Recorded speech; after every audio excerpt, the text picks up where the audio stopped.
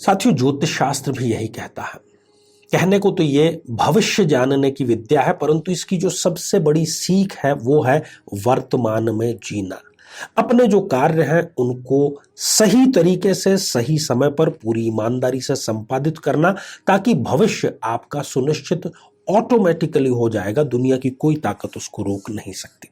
साथ ही हम चर्चा करेंगे कुंडली विश्लेषण के दौरान एक मंगली जातिका की, जिसको विवाह के पश्चात ये पता चला कि उसके जो पति हैं वो न केवल शादीशुदा हैं, बल्कि उनकी 2 जीवित पत्नियां हैं, अलग अलग भिन्न भिन्न शहरों में।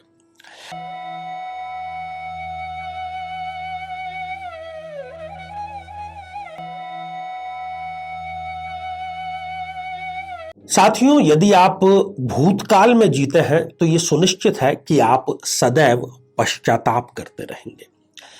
यदि आप भविष्यकाल में जीना पसंद करते हैं तो यह भी सुनिश्चित है कि आप सदैव चिंतित रहेंगे। परंतु यदि आप केवल वर्तमान में जीने की कला जानते हैं तो आनंदित होने से आपको कोई रोक नहीं सकता। एक बहुत ही प्रसिद्ध संत हुए हैं, यहां हम उनका नाम नहीं लेंगे, ना ही उनका नाम लेना आवश्यक है। वो संत भी थे, परंतु वो साथ ही गृहस्थ भी थे और अपने बच्चों से बहुत अधिक वो प्रेम करते थे। इतना अधिक प्रेम करते थे कि बच्चों के बिना वो रात्रि का भोजन भी नहीं करते थे। चाहे बच्चे कितने ही लेट उनके क्यों ना आ जाए, वो उनका इंतजार करते थे। एक बार किसी कारणवश वो निकट के किसी गांव में किसी धार्मिक यात्रा को लेकर के उनको जाना था। वो गए। 2-3 दिन का उनका सफर था, पूरी जो यात्रा थी वो थी। उसके पीछे हुआ एग्जैक्टली ये कि उनके जो बच्चे, जो कि अभी बहुत ज्यादा बड़े नहीं हुए थे, वो एक दुर्घटनावश कुएं में गिर गए। दोनों बच्चे थे और दोनों ही गिर गए और दोनों में से किसी एक को भी बचाया नहीं जा सका। वो स्वयं तो गांव में थे नहीं, उनको इस बात की खबर भी नहीं थी। खैर, जब वो अगले दिन आए, वो लगभग अपने घर पर संध्या काल में पहुंचे थे और संध्या काल में पहुंचते ही उनकी पत्नी ने, जिसको कि सब कुछ पता था, जानबूझ करके कुछ भी नहीं बतलाया कि इनको बहुत गहरा सदमा लगेगा, और उन्होंने उनके लिए भोजन लगा दिया। तो उन्होंने अपनी पत्नी से कहा कि तुम अच्छे से जानती हो कि मैं बच्चों के साथ ही भोजन करता हूं, चाहे कितनी ही देर क्यों ना हो जाए। उनकी पत्नी ने उनको बहुत समझाने का प्रयास किया कि वो कहीं यात्रा पर गए हुए हैं, बच्चे आने में लेट हो सकते हैं, हो सकता है कि वो भोजन करके ही आए। तब भी वो संत नहीं माने। उन्होंने ये कहा कि चाहे बच्चे भोजन करके ही आएंगे, परंतु बच्चे जो है वो युवा हैं और युवा व्यक्ति दोबारा भी भोजन कर सकता है, कोई बड़ी बात नहीं। तमाम तरह के बहाने उनकी पत्नी ने बनाए, परंतु वो संतुष्ट नहीं हुए और आखिरकार उनकी पत्नी ने उन्हें सत्य बतला ही दिया कि इस प्रकार की दुर्घटना हुई थी और अब जो दोनों बच्चे हैं वो इस दुनिया में नहीं रहे। इतना सुनना था और इतना सुनने के 2 क्षण के पश्चात ही उन संत ने अपना भोजन भी समाप्त किया। उसके पश्चात वो भोजन के पश्चात जो टहलने का उनका कार्यक्रम रहता था वो भी किया और आकर के वो गहरी नींद सो भी गए और नित्य प्रति उनकी जो रूटीन थी उसको वो फॉलो करने लगे। उनकी पत्नी उनके इस व्यवहार से आश्चर्यचकित थी। उनको लगा कि इतना गहरा सदमा किसी को लगना चाहिए, कोई दुख होना चाहिए। दोनों संतान की मृत्यु हो चुकी है, परंतु इन पर किसी भी प्रकार का कोई असर नहीं है। उनकी जिज्ञासा बढ़ती जा रही थी और उन्होंने पूछ ही लिया कि क्या आपको बिल्कुल भी दुख नहीं है संतानों के जाने का? आपकी रूटीन ठीक वैसी ही चल रही है जैसी पहले थी? तो संत ने यही कहा उन्हें कि जो चीज जा चुकी है, जो लोग जा चुके हैं, उनके बारे में सोच सोच कर रोते रहना, कर्म से च्युत होकर के अपनी रूटीन नहीं करना, ये एक प्रकार का रोग है। हालांकि ये बात कहने में जितनी आसान लगती है, व्यवहार में इतनी आसान ये है नहीं। उन्होंने संदेश यही दिया कि भूतकाल में जीने का कोई फायदा नहीं है। सत्य को, सच्चाई को जितनी जल्दी और जितनी आसानी से आप स्वीकार करेंगे, आपका जीवन उतना ही आसान बनेगा। साथियों, ज्योतिष शास्त्र भी यही कहता है। कहने को तो ये भविष्य जानने की विद्या है, परंतु इसकी जो सबसे बड़ी सीख है वो है वर्तमान में जीना। अपने जो कार्य हैं उनको सही तरीके से, सही समय पर, पूरी ईमानदारी से संपादित करना, ताकि भविष्य आपका सुनिश्चित ऑटोमेटिकली हो जाएगा। दुनिया की कोई ताकत उसको रोक नहीं सकती। जीवन में किसी समस्या का सामना कर रहे हैं, जैसे कि शादी में देरी होना, पति पत्नी में मनमुटाव या तलाक तक की नौबत आ जाना, संतान का प्राप्त न हो पाना, नौकरी या धन प्राप्ति में बाधा आना, जीवन के प्रत्येक क्षेत्र में किसी न किसी प्रकार की बाधा आना, तो आज ही अपनी जन्म पत्रिका का संपूर्ण विश्लेषण करवाएं और पाएं समस्या से सदैव के लिए मुक्ति। तो मेरे बहुत ही प्रिय और बेहद सम्मानित साथियों, हृदय की असीम गहराइयों से अभिनंदन, बहुत बहुत हार्दिक स्वागत। और आज 13 दिसंबर 2022 के राशिफल के बारे में हम चर्चा करेंगे। किस प्रकार से गुजरने वाला है ये दिन, कौन सी आपको सावधानियां विशेष रूप से बरतनी चाहिए, और साथ ही हम चर्चा करेंगे कुंडली विश्लेषण के दौरान एक मंगली जातिका की, जिसको विवाह के पश्चात ये पता चला कि उसके जो पति हैं वो न केवल शादीशुदा है, बल्कि उनकी 2 जीवित पत्नियां हैं अलग अलग भिन्न भिन्न शहरों में। तो आइए साथियों, सबसे पहले हम पंचांग पर एक नजर डाल लें। मंगलवार, पौष कृष्ण पंचमी है। आज आश्लेषा नक्षत्र रहेगा। सर्वार्थ सिद्धि और वैधृति योग है। करण कौलव और तैतिल है। यदि कोई बहुत ही महत्वपूर्ण कार्य है आपका, जिसमें आप विजय सुनिश्चित करना ही चाहते हैं, तो दोपहर के 11:54 अर्थात 54 मिनट से लेकर के दोपहर के ही 12:35 सर्वोत्तम समय रहेगा।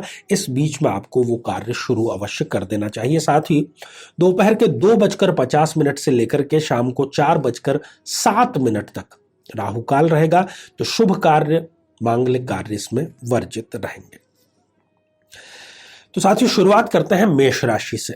आज यदि आपका कोई सरकारी कार्य है, उलझा हुआ है, लंबे समय से नहीं हो रहा है, तो आज सुनिश्चित रूप से आपको उसमें सफलता अवश्य ही मिलेगी। आपके जो विरोधी हैं वो आपको उकसाने का कार्य करेंगे। पूरे वो प्रयास करेंगे कि आपको क्रोध आए, आप कोई गलती करें, परंतु आप ऐसा कुछ भी मत करिएगा। अपने आवेश पर, अपने आवेग पर, अपने क्रोध पर आपको बहुत मजबूती के साथ में नियंत्रण रखने की आवश्यकता है। वृषभ राशि, आज दिन का एक बड़ा समय परोपकार में आपका अवश्य बीतेगा। कुछ पुराने मित्रों से भी आपकी मुलाकात होगी और पुराने मित्रों के सहयोग से बहुत महत्वपूर्ण कार्य आपका जरूर संपन्न हो जाएगा। यात्रा यदि आपकी आज सुनिश्चित है तो उसको टाल देने में ही आपका फायदा रहेगा। मिथुन राशि, पैतृक संपत्ति का यदि कोई विवाद चल रहा था तो वो आज ऐसे मोड़ पर आ सकता है जहां से उसके हल की हम संभावना देख सकते हैं, आशा कर सकते हैं। अपने रिश्तों को आपको पर्याप्त समय देना चाहिए। परिजनों की मदद से ही आपका जो कार्य है वो आज बन अवश्य ही जाएगा। कर्क राशि, यदि गाड़ी खरीदने का आप बहुत लंबे समय से इंतजार कर रहे थे तो आज आप गाड़ी या वाहन, चाहे वो फिर किसी भी प्रकार का हो, बहुत उत्तम योग है, वो आप जरूर खरीद सकते हैं। जो मेहनत है उसका पूरा लाभ, आज की मेहनत का आज ही आपको लाभ अवश्य मिल जाएगा। घर के बुजुर्गों के स्वास्थ्य को लेकर के थोड़ी सी चिंता आपको बनी रह सकती है।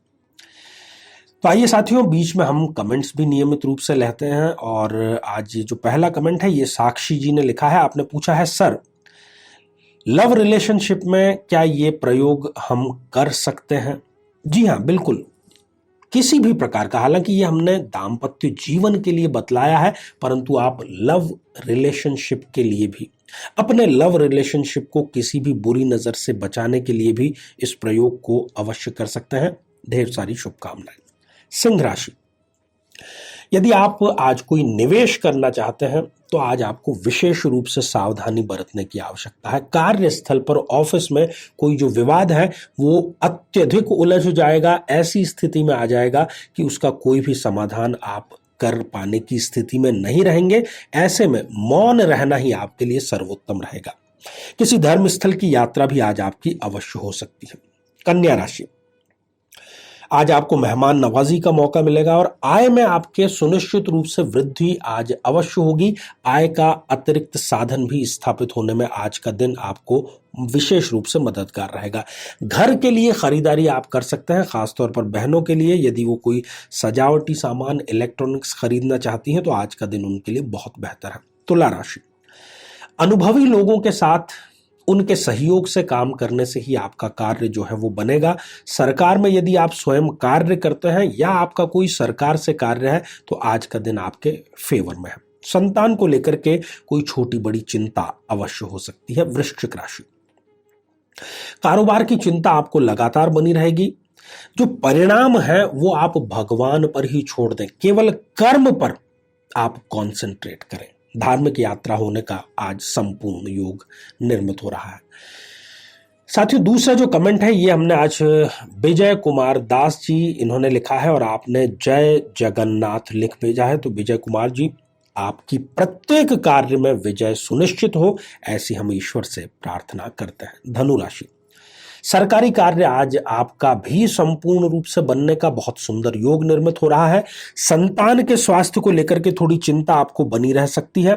ईश्वर में, अध्यात्म में भी आपकी रुचि, आपका जो समय है वो भी उसमें लगेगा और आज एक बहुत ही अनोखा अनुभव, बहुत ही शुभत्व देने वाला अनुभव आपको अध्यात्म में जरूर होगा। मकर राशि, आज युवाओं के लिए दिन भागदौड़ भरा रहेगा। जीवन साथी का सहयोग भी आपको मिलेगा और जो विद्यार्थी हैं उनको अध्ययन में, पढ़ाई में, खासतौर पर जो प्रतियोगी परीक्षाओं की तैयारी कर रहे हैं उनको बाधा अवश्य उत्पन्न हो सकती है। कुंभ राशि, रोजगार संबंधी शुभ समाचार मिलेगा। यदि किसी परीक्षा, इंटरव्यू का रिजल्ट आने वाला है तो वह आपके फेवर में अवश्य आएगा।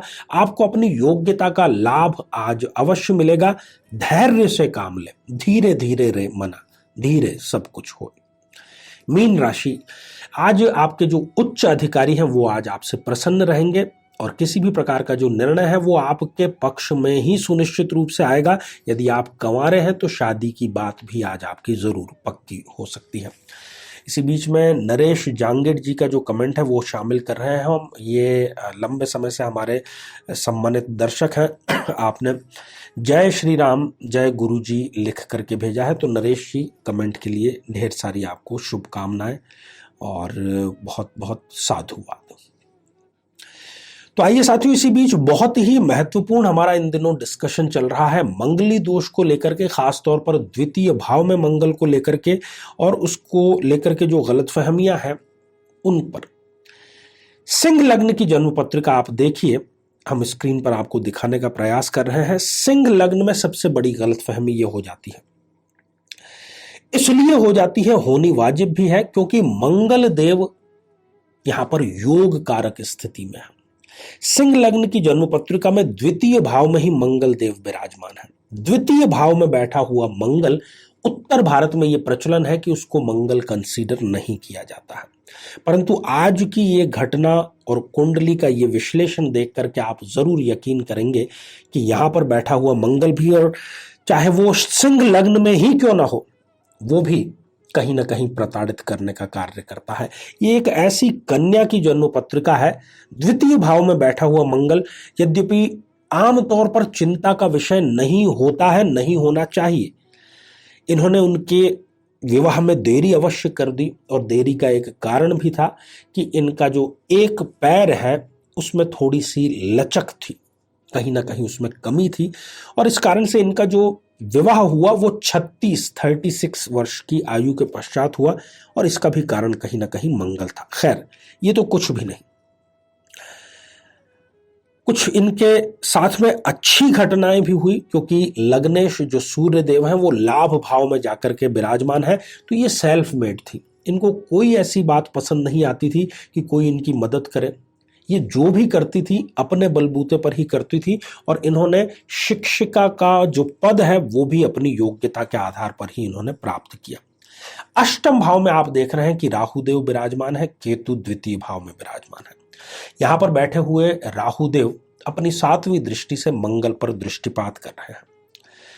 शादी में जैसा कि आपको बतलाया कि देरी हुई थी, और जहां पर शादी में देरी होती है वहां पर फिर कुंडली मिलान करते नहीं, गुण मिलान ही केवल कर लेते हैं और गुण मिलान को ही वो कुंडली मिलान कह देते हैं।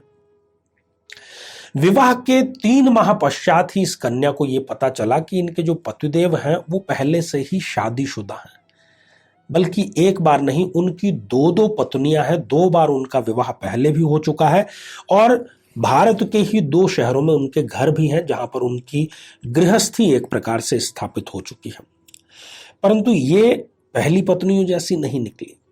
इन्होंने इनके ऊपर केस किया, धोखाधड़ी का भी केस किया और फिर इनके पति को जो है वो जेल की यात्रा भी करनी पड़ी।